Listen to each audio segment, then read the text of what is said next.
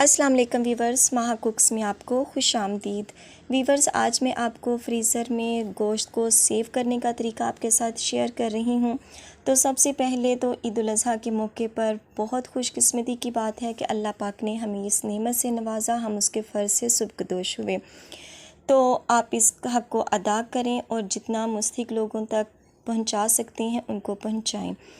और नीयतों को जानने वाला बेशक अल्लाह पाक है। तो आपने गोश्त को महफूज कैसे करना है, फ्रीज़र में या फ्रीज़र के बग़ैर। अगर आपने फ्रीज़र में करना है तो इसमें कोई स्मेल नहीं आएगी, कोई ब्लड नहीं निकलेगा। लाइट चले जाने के बाद आपको कोई भी परेशानी का सामना नहीं करना पड़ेगा। और जब भी आप इसको दोबारा से निकाल कर बनाएंगे तो वो ऐसा लगेगा जैसे बिल्कुल ताज़ा हो। तो चलें कैसे करते हैं ये सब, आइए देखते हैं।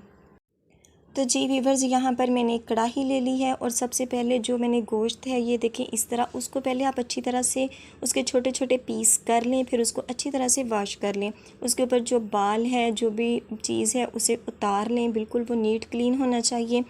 और छोटे छोटे पीसेस कर लें जितनी आपको ज़रूरत हो।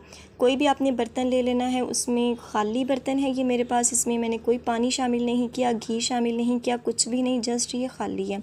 तो उसमें मैं ये जो गोश्त है इसको शामिल कर रही हूँ। तो वीवर्स ये देखें, तमाम गोश्त मैंने इसमें शामिल कर दिया है और अब मैं इसको रख रही हूँ 2 से 3 मिनट के लिए।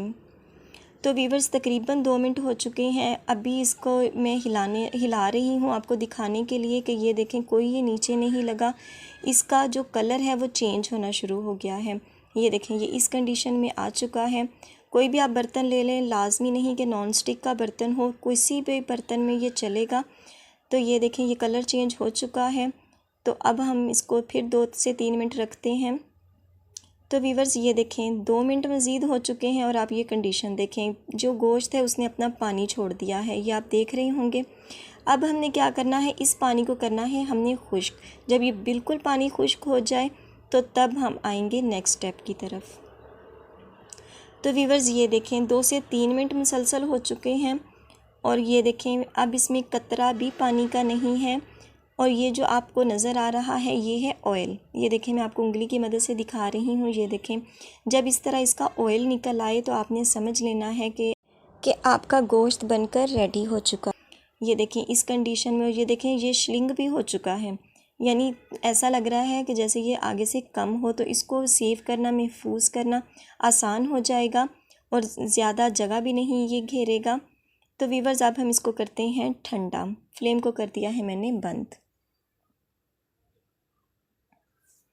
तो वीवर्स ये देखें, जो हमारा गोश्त है वो बिल्कुल ठंडा हो चुका है और ये देखें ये इस कंडीशन में आ चुका है।